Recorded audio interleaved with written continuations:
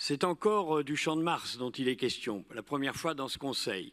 Mais cette fois, il s'agit d'héritage post-JOP et de résilience dans les termes les plus nobles, puisqu'il s'agit de retrouver l'exercice normal des activités ludiques et commerciales sur l'un des plus grands jardins publics parisiens, mais également l'un des lieux les plus fréquentés par les touristes venus du monde entier, au fond, son écosystème. Il fallait donc y rétablir une offre commerciale et ludique adaptée, prenant en compte les exercices antérieurs de ces activités et les équipements qui ponctuent cet espace iconique.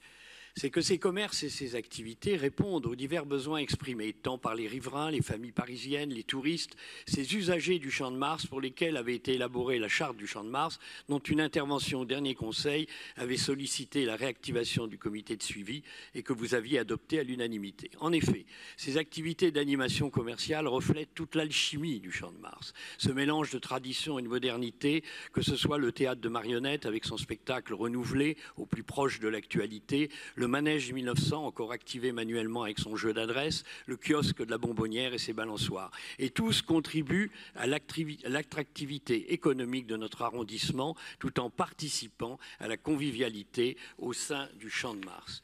Mais puisque la nature a horreur du vide et quand l'espèce ce vide qui s'était installé depuis plus de 6 mois pour faire place aux installations des JOP avait fait place à la débauche des activités illicites, vendeurs à la sauvette, de tout produit et de Tour Eiffel, comme la presse en était émue, la réinstallation de ces commerces officiels est concédée et de très bonne aloi grâce à un maillage complet du site. La sécurité de tous y gagnera.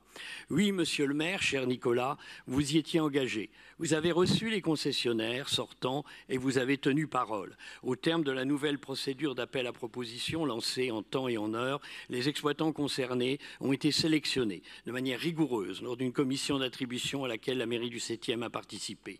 Nous souhaitons d'ailleurs remercier l'ensemble des services de la ville de Paris qui ont été mobilisés durant cette commission et sa préparation.